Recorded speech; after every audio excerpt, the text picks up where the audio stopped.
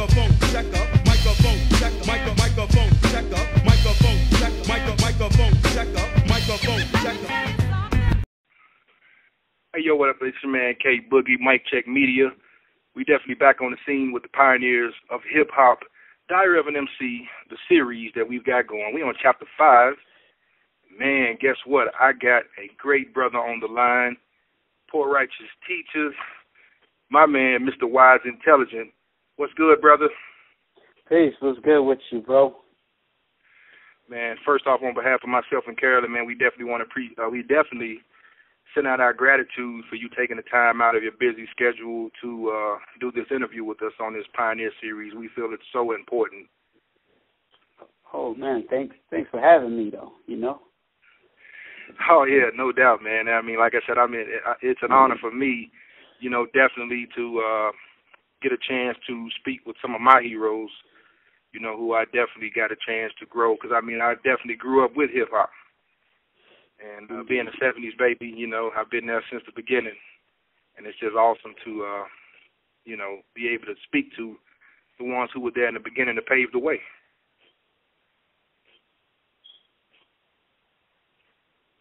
So definitely, definitely getting started. One of the things I do like to do with the artists that we do interview for the series is just to get you to, you know, break down how Poor Righteous Teachers and yourself, you know, got into the game of hip-hop, and, you know, what were some of the early influences that drew you to hip-hop?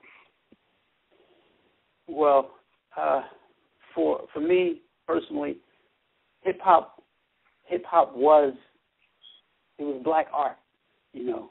It was, and it was from the perspective of the youth of our day, you know. So for me, it was like second nature, or first nature even.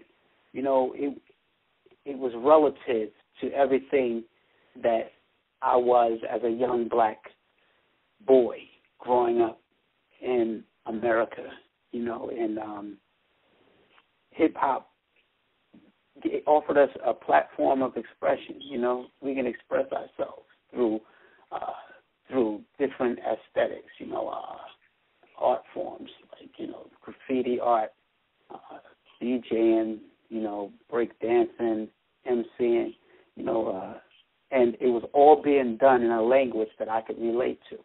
So the connection was there, you know, before it was there, so to speak, if that makes sense. You know, oh, yeah, the connection definitely was there before it was there. You know, we had brothers, you know, like, you know, we listening to Melly Mel, you know, we listening to Sir Brown, Ernie Thurman, Cool Sir Brown, listening to these brothers on cassettes, little battle cassettes and block party cassettes, and it was us, you know, it was us. So, you know, we embraced hip hop from its inception because it was basically something that came from us for us, you know. Right. So you know, our launch into hip hop, you know, it started early for us. You know, it started early. We were 7, 8, you know, listening to hip hop and trying to mimic what we were hearing and trying to come up with our own ideas, just, you know, just in fun and play, you know, and then it just parlayed and just cultivated itself into Poor Righteous Teachers. So, wow. You know, it was just the neighborhood. It was what we were encountering growing up. You know, lucky us. Wow, definitely, and the rest is history, so they say. Now, you know, your what you brought to the realm, the game of hip hop, man, is definitely so profound. You know, just the Holy Intellect. You know, the first album that dropped, man. I mean, it came at a time when you had such groups as Chuck B and from Public Enemy, you know, Brother Jay from the X Clan. I mean, you know, and you come right into this, and the level of consciousness that you brought to the game, I mean, was just amazing. Appreciate you, bro. You know, no, definitely. You know, it was our influences. You know, it's our influences, and that's the way hip hop was given to us, and being black youth in inner cities and in America in general, just being a black male or a black person in America. I mean, we're born into this world in a environment that demands of us our activism and our consciousness. It demands that we be aware of the environment and the social structure in which we're embedded, because, for the most part, it's decidedly against us. So we have to be aware of that environment, and we have to make others aware of that environment as well, because it's definitely a threat sometimes to our very right to exist, So, the consciousness is it's the way hip-hop was handed to me, This was my perception. This was how I viewed hip-hop, listening to Africa Bambaataa and Soul Sonic Force, records like The Renegades, he's like Malcolm Martin, he's just going back, just running down the list of brothers, and he's like, yo, these are the renegades, because they stood up for something, they stood up for something that was real. They spoke truth to power, and like I said, that's the way it was handed down to us, from Chuck D, the Public Enemies, the Professor Griffs, that's the way it passed on to us. So, that's hip-hop for me. Hip-hop for me is a platform through which we can express ourselves from our interpretation. If we can interpret ourselves, we can control the imagery of our of people's perception of us. We can control our own image, and that's what hip hop is for me. It's a medium for us, by us. So we have to use it in a way that we can shape public opinion and perception about us and our community and our people. Because anywhere else in the world, they're not really giving us that opportunity. And now it seems they've taken hip-hop and kind of miscrewed it in the forms that they control. But wherever we can control it, we have to control our image. And that's why, the consciousness for me is what hip-hop is. Definitely, no doubt. And just kind of to expound a little bit on what what it was to you, let's talk a little bit about maybe some of the adversities that you possibly could have faced when you were trying to put out Holy Intellect. 'Cause, I mean, you came in at a time when, like I said, we had the consciousness was being aroused within the brothers, and we were starting to realize, where we should be. But then, there's so many ways as a group that you guys could have went. I mean, and not knocking anybody else's music, but, I mean, at that time you did have the gangster rap and you did have, different forms of hip-hop. And just talk a little bit, about maybe if you faced any adversity. You might not have faced any, but if you faced any adversity with trying to put out the music with the label or whatnot. No, we didn't. I mean, at that time, hip-hop was perceived as a fad, something that would pass by and blow over, and the major corporations didn't really understand hip-hop. Okay. At the time, they didn't understand it, where it was going, or what its potential was. So we didn't get a lot of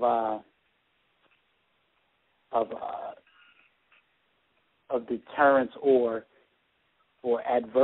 adversity from the labels until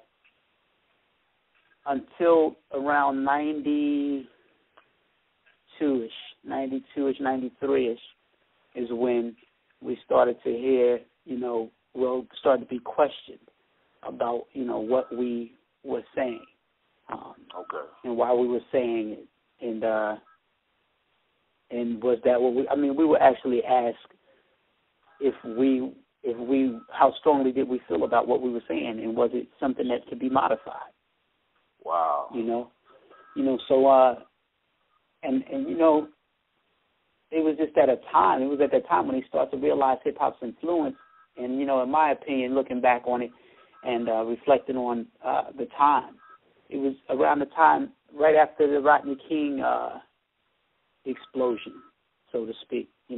Right after that uprising, the major labels started to shift their reasoning on hip hop, and they started to bring in, they started to finance more of a particular brand of content. The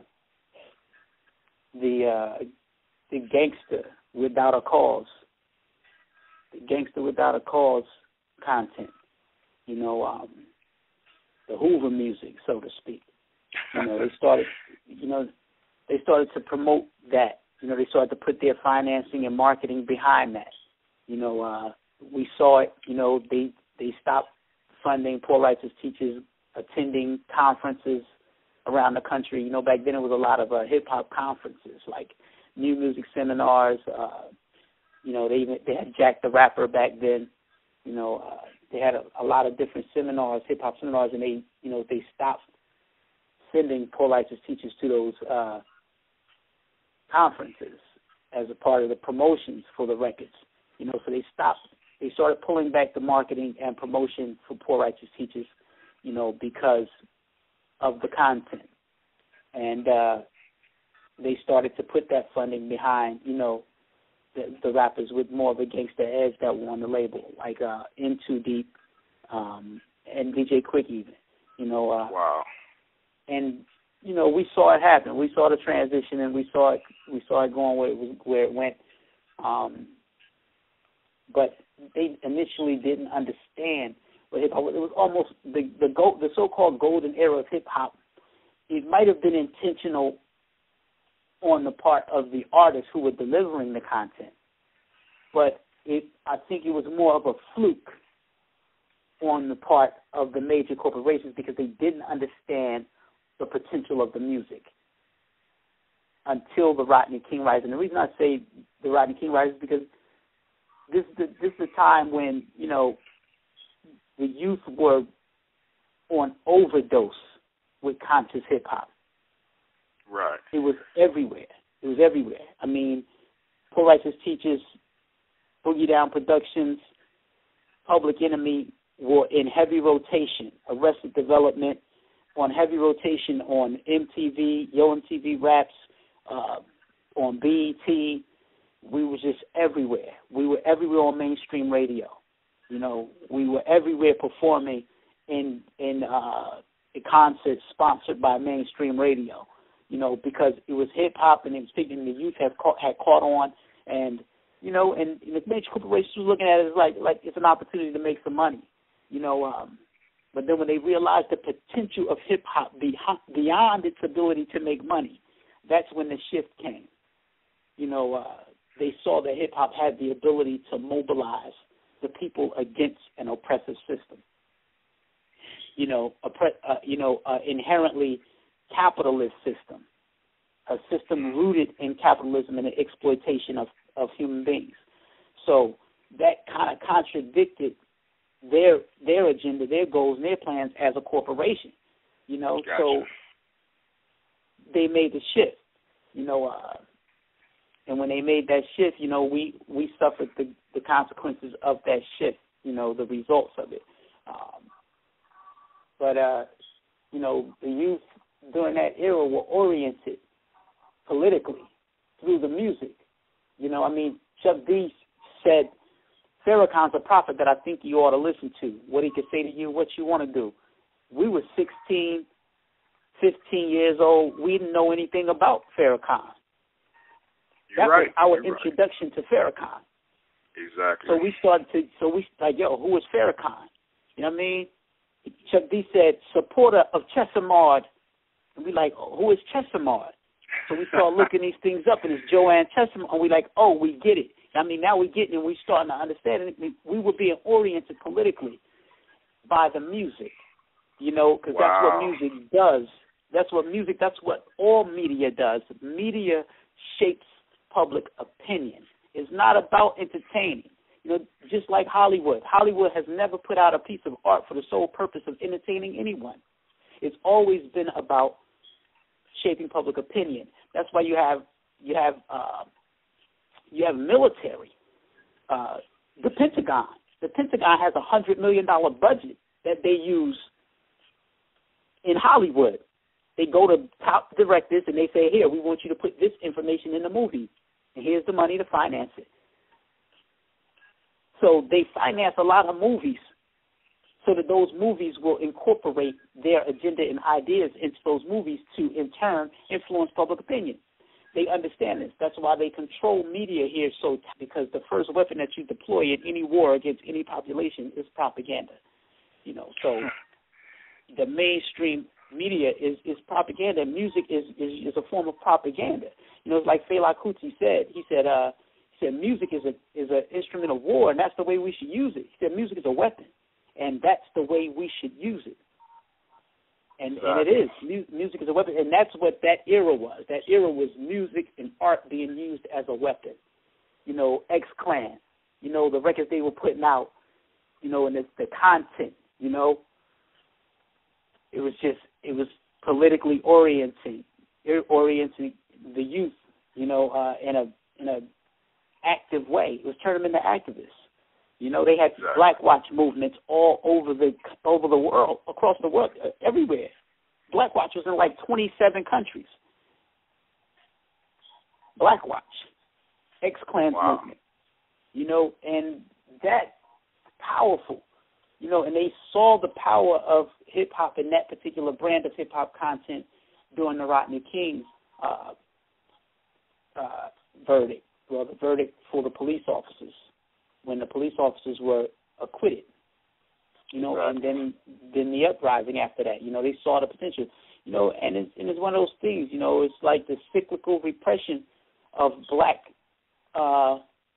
movements through the suppression of its art forms. This is not the first time that they went and suppressed black people's music and art. We have to understand our history and experience here in order to understand this present reality that we're in, because when we first came here, they banned the drum. They banned the drum. They said you can't play drums in Congo Square, New Orleans anymore. You can't play the drums in the States anywhere, in the colonies. We couldn't play drums. They banned the drums in the colonies, so because they felt like we had the ability to mobilize each other through drum, and they took the music away. They suppressed it. And then you go to 1832 with Nat Turner in the insurrection in Virginia. After that, they sent hundreds of Christian missionaries, white Christian missionaries, into the black churches to regulate what Negro spirituals could and could not be sang. And this is all documented. Professor Clyde Woods put it out in his book, Blues, his book on the blues, and he documents the Nat Turner's suppression after Nat Turner's rebellion or insurrection. They went in the churches and they said, no, you can't play this, no, you can't sing this, you can't sing this, because they felt like the music was what was mobilizing, was uniting the people in these rebellions, or at least sparking it. And, and we saw it again in 1965, 67, the long, hot summer, the riots that took place across America. From Newark to Watts, from Newark, New Jersey to Watts. Yeah. Right, so they, after that, what the music was oriented into the youth then was, we had Curtis Mayfield, Black People, Are You Ready? We had records like that. We had Sam Cooke, A Change Gonna Come. We had Nina Simone, Mississippi Goddamn. This is the music we were listening to at the time. Right. Then James Brown came right on the hill of that with Say It Loud, I'm Black and I'm Proud. Say It Loud. That's it. So these were the records we were listening to at that time. But when it went down, and the movies as well, Spook Who Sat by the Door, you had The Final Come Down. Yeah, all of these movies as well. But what they did was, after the riots, they changed the content. After the riots and the youth rebelled against the oppressive system, they changed the content, and next thing you know, we listening to I'm Your Pusher. Listening to, you know what I mean? I'm your mama, I'm your daddy, I'm the nigga in the alley. You know what I mean? I'm the nigga with the drugs, I'm the dope dealer. Dope dealer music. Right. I'm just thinking what you need. That's what they. Yeah, it's just what it is. You know, and the movies changed as well. They changed all of the content. You know, they changed the movies. They put out a movie, Hollywood did, called Nigga Charlie.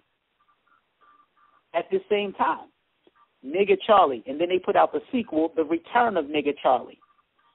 Wow. And there were big movie posters in the subways throughout New York and Chicago, on the elevated trains, on the subway trains, with Nigga Charlie on it.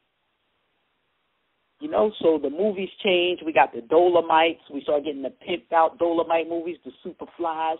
You know, we started getting these movies. You know, the Foxy Browns, and we started getting all of these different types of movies, and they influenced a shift in the reasoning. You know, and that's what they do. They control public opinion because they know the power of our music. So, you know, not to go too long, to make a longer story. Oh, no. I mean, you know, it's definitely, you know, that you are raising, you know, a consciousness again today. I mean, because, you know, what happened then, I mean, it definitely happened all over again. Because like you said, once they realized, because, I mean, when Public Enemy and Poor Righteous Teachers and X-Clan was out, you had the movies behind it. You know, Spike Lee was doing a straight runner movies, you know. Fight the Power was in Do the Right Thing. Absolutely. Then you had the Malcolm X movie. So, I mean, then all of a sudden, like you said, I mean, they had to switch to propaganda again. So then you got the Boys in the Hoods, Minister Societies, you know, the game, they changed the game on us again. And I mean, and now we fast forward to 2013, and it's just unbelievable where we are. Right. With the music. Right. And that's what they do, you know. And if you go back to that era, you know, with Spike Lee, with the School Days and the Do the Right Things, and in the hip-hop music of that era, you know, the most coveted article of clothing in that era was a historically black college or university sweater or hat. I mean, They had the African College Alliance. You remember they had the African Alliance with the college shirts and everything. You know, right, with all the HBCUs on it. With all HBCUs on it. We were wearing those. You know, that was everybody was rocking those like it was Gucci or something. Wearing those exactly. Like they wear Prada or something today. You know, and that changed. You know, that was it. Also in that era, that was the largest movement or mobilization of black youth to historically black colleges and universities in the history of the black college. In that era, you know, more black children enrolled in historically black colleges than ever before, and that was that can be attributed in part to the content, the school days about black college life, the rappers being on college campuses, the rappers wearing college clothing, and you had the Cosby Show. You know, Bill Cosby was putting out a positive perception of black youth and black families. You know, with the Cosby Show and with the A Different World, where you know he was engaging black youth with college, and on his show he was always wearing a black college sweater. Exactly. You know, and it was an accumulation of things, and they shift all of that. It's the media. They control the media. So they shift everything to shift the public's opinion. And that's what they did. You know, they started glamorizing and promoting the perception of black men as pimps, gangsters, murderers, drug dealers, and black women as whores, welfare queens, and just sexually promiscuous feeble minds, basically, you know, right. and that's where we are now with mainstream content, basically, you know. Exactly, and it's just you know, it's a travesty, you know, to where it has gone. But we definitely appreciate brothers like yourself that you know still are raising the consciousness of the people that want to listen and actually want to hear it. Word, you know, I mean, we got to do something. You know, we got to do something. I mean, so we got to stand our ground, so to speak. Yeah, definitely, no doubt. Now, let's talk a little bit about yourself and what you're doing now as far as music. Now, I do recall hearing about you launching an Intelligent Music Group. Now, is that something that you're actively still working with right now? Yes, sir.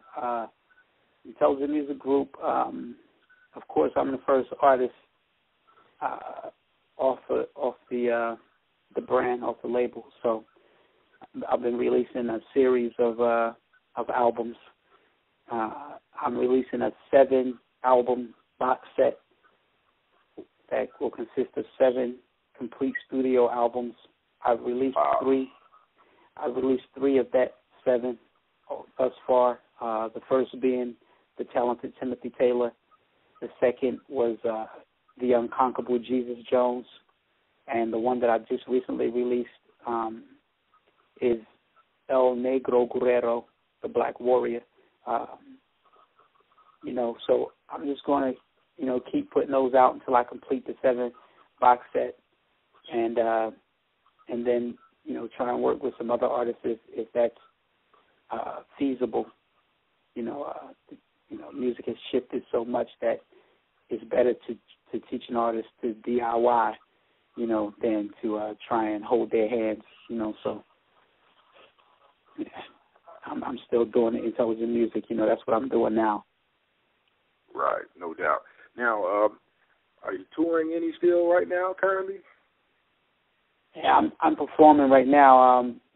We're trying to put together a tour. For some time, probably the end of the year or early next year, and I'm doing spot dates right now. Okay. I was in Philly. I was in Philadelphia last night. I'll perform there. Be in Howard University Tuesday. We're still doing our thing. No doubt. So we definitely, would love to see you come down and rock out in Atlanta. I love Atlanta. Atlanta's definitely a great place for, brothers like yourself to come down and do the shows, man, because we've been getting quite a few of, people from that era that come through and do some shows. We got one that's coming up pretty soon that's going to feature Chuck Rock and Dana Dane and Greg Nice from Nice and Smooth. So, man, my people right there, Greg Nice, Dana Dane. Yeah, man. So definitely we got to get you down in Atlanta, man, so we could catch up and vibe a little bit. Yes, sir. Now, out of all the artists that you have performed with before, who would you, like to perform with? That's definitely a question we like to ask sometimes. Who would you like, Wise Intelligent, like to perform with? Who would I like to perform with? Yeah. Basically anybody. The new artists, the older artists. Basically any of them. I wouldn't mind performing with any of them. I like exchanging evenings of music with all different types of artists. I just love the music. I love the music. I love hip hop. I'm one of those people that like to stand in the crowd and watch the other artists perform before I perform or after I perform. I like hip hop. I like hip hop. On the Hip Hop Gods tour, I was in the crowd almost every night. Every night watching the show over and over and over again. I always caught something different. Something new appealed to me each time I watched it. So I like hip hop. And that's definitely something that we don't hear a lot of. When out of all the people that I've interviewed, you're the first that I've heard that when you're on tour, like you said, the Hip Hop Gods tour, which featured a lot of MCs, a lot of great MCs, that you actually are a fan of the music as well. So you watch the others perform the shows, and I'm sure that some of the other ones do it as well. But you're the first that I hear that actually have heard to speak on it. Mm.